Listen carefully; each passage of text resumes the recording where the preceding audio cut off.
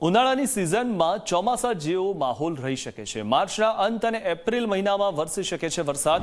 હવામાન નિષ્ણાત અંબાલાલ પટેલે કરી છે આગાહી। પશ્ચિમી વિક્ષેપોને કારણે કમોસમી વરસાદ થશે। 22મીએ ફરી એકવાર રાજ્યમાં પશ્ચિમી વિક્ષેપ આવશે।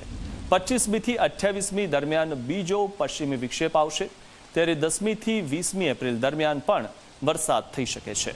24મી એપ્રિલથી 4 મે દરમિયાન વરસાદની શક્યતા છે। તો મે અને જૂનમાં વાવાઝોડું બંગાળના ઉપસાગરમાં બનશે તેવી આગાહી પણ અંબાલાલ પટેલે કરી છે।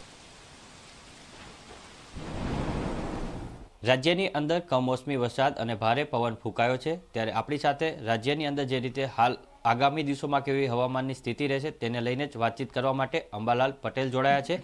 અંબાલાલ કાકા, ખાસ કરીને આગામી દિવસોમાં કેવી સ્થિતિ રહેશે અને આ સિસ્ટમ સક્રિય થવા પાછળના કારણો શું હતા?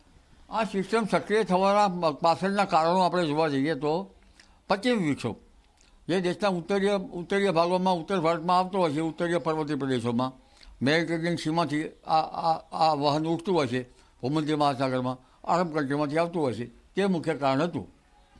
ખાસ કરીને અંબાલાલ કાકા, આગામી જે છે માર્ચ મહિનાનો અંત સુધીમાં કેવું વાતાવરણ રહેશે? કોઈ સિસ્ટમ સક્રિય થશે? અરબ સાગર અને બંગાળની ખાડીની અંદર પણ કોઈ સિસ્ટમ બની રહી છે કે નહીં? આ પશ્ચિમી વિક્ષોભની અસર આજે લગભગ હટી જવાની શક્યતા રહેશે અને આ ખેડૂત ભાઈઓ માટે રાહતના સમાચાર રહેશે। અલબત્ત આજે ક્યાંક ક્યાંક દક્ષિણ ઉત્તરના ભાગોમાં વરસાદ થવાની શક્યતા રહેશે। કોઈ છૂટાછવાયા ભાગોમાં અસર થઈ શકે, પણ મુખ્યત્વે રાહતના સમાચાર છે। દક્ષિણ સૌરાષ્ટ્રના ભાગોમાં કંઈક વાદળવાયુ રહેવાની શક્યતા રહે, થોડી ઘણી અસર થઈ શકવાની શક્યતા ગણી શકાય, પણ વરસાદ ક્યાંક કેટલો પડશે તે કહેવું કઠિન છે, કારણ કે વરસાદનો દોર કુદરતે પોતાના હાથમાં રાખેલ છે। હવે 22મી માર્ચે એક પશ્ચિમ વિક્ષોભ આવવાની શક્યતા રહેશે, એની આસપાસ 25 થી 28 માર્ચ આસપાસ એક પશ્ચિમ વિક્ષોભ આવવાની શક્યતા રહેશે, જેના કારણે ગુજરાતનું હવામાન પલટાશે। એપ્રિલની શરૂઆતમાં વાદળવાયુ આવવાની શક્યતા રહેશે।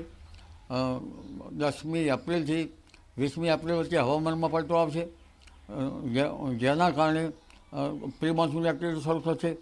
એપ્રિલમાં પણ ગુજરાતના ભાગોમાં પ્રી મોન્સૂન એક્ટિવિટીનો વરસાદ થવાની શક્યતા રહેશે અને મે માસમાં પણ હવામાનમાં પલટો આવતા 11 થી 20 મેમાં આંધી વંટોળનું પ્રમાણ વધશે અને ક્યાંક ક્યાંક છાંટા પડવાની શક્યતા રહેશે।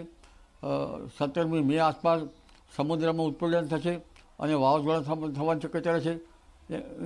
સામાન્ય રીતે આપણે જોવા જઈએ તો 20મી એપ્રિલથી જૂનની શરૂઆત સુધીમાં બંગાળ ઉપસાગર સક્રિય છે અને ખતરનાક વાવાઝોડા આવવાની શક્યતા રહેશે। 17 મે આસપાસ અરબ સાગરમાં પણ સક્રિયતા રહેશે અને ત્યાંની અસર લગભગ આવવાની શક્યતા રહેશે।